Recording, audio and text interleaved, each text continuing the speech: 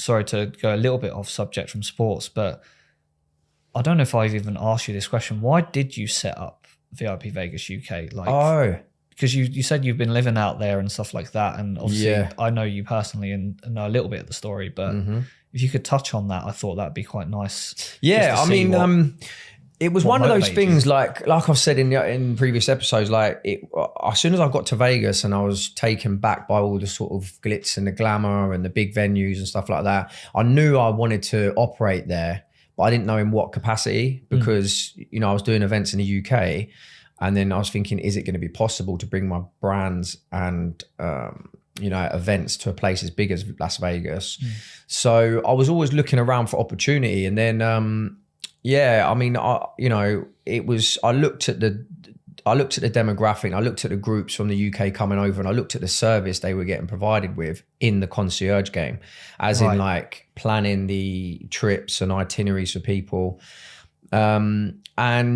The general feedback was it was a very grey area, especially with pricing and getting into the venues, and like, how can you secure this location in this venue and that place in that venue? So I heard a lot of stories, and there was a few horror stories, where hosts in Vegas were taking people's money, and there was a lot of shady stuff going on, and they were inflating pricing, and it was very much a grey area. So in answer to your question, the VIP Vegas is set up to sort of like give confidence to travelers, because I think at that time there wasn't much confidence in big groups, especially guys traveling to Vegas and getting a good price and being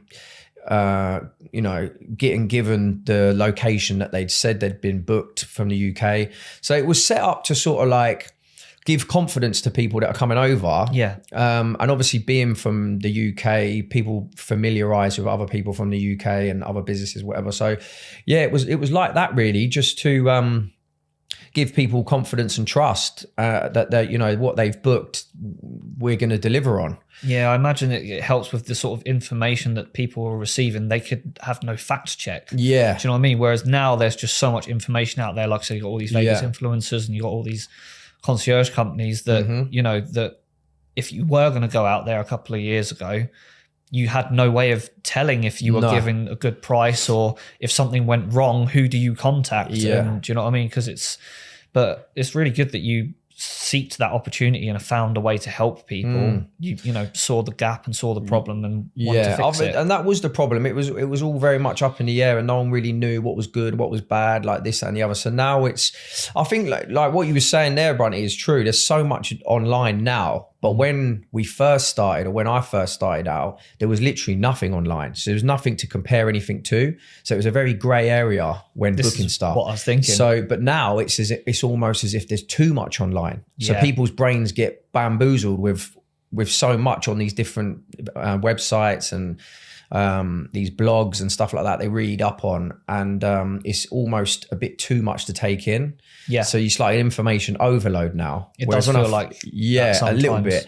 And that obviously works wonders for us as well. Coming back to like giving people honest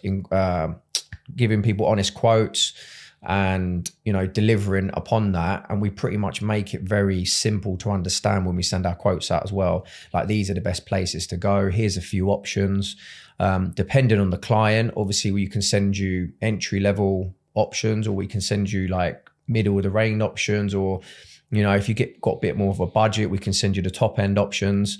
But we don't just send out blanket loads of information. We try and help you out in a sense of one or two options for each day or night, and one or two pricing options as well for your VIP tables and activities.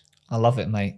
To link that into sports, funnily enough, could you touch on, because I love watching the F1 and things like that out there, and you do a whole like package thing for F1 specifically. So we touched on, like I said, some places where you can watch the sports if you want to watch football, if you want to watch NFL, basketball, whatever, or boxing. Obviously, they have the arenas and sports bars. But Formula One specifically, they had a whole thing where you wasn't allowed to just stand and watch it on the bridge with your phone or whatever. And you know, with the F1, like not last year, but the year before when it was just starting, it was pandemonium. Like people were gridlocked. Like a lot of one, wasn't it? Yeah, so. And I knew that as well. I knew that would happen because it's like anything you set up or anything you start. There's always going to be teething problems. There's always going to be hurdles you've got to overcome. And I feel like that first year was crazy because there was a lot of complaints coming in from the locals in Vegas. Yeah, and people were a lot of businesses were suffering because people couldn't get to their business. So their revenues went down. But yeah, I mean, over time, I think a lot of those local businesses, they've set up deals with F1 to, counteract the loss of earnings that they're losing because of the F1. But I mean, with the packages that we offer for Formula One, like we started off mainly doing the packages for the Abu Dhabi Grand Prix in November, December each year, which is like the final of the Formula One. So we started doing paddock passes just for that. And then obviously now that the Vegas Grand Prix is coming, we started offering packages for that. But year on year, Brunty, it changes slightly, like from what we can offer and what can we do. Maybe that paddock's better, that team deal's better than another one. So it just depends really. But we always seem to have some sort of packages available for clients as well.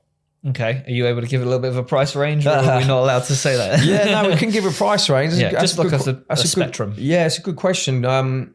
Generally for that sort of stuff, it ranges from around about $2,500 all the way up to sort of like $15,000, $20,000, depending on the type of lanyard you and ticket you're looking for, really. I was thinking, I imagine it was around that sort of price. It's Formula One, right? And then it's Vegas, but yeah, it's good that you supply that as well. Yeah, it's good. That. I mean, like as you know, like it's not the sort of main focus of the business. The main focus is the pool parties, the nightclubs, gun ranges, helicopter tours, stuff like that.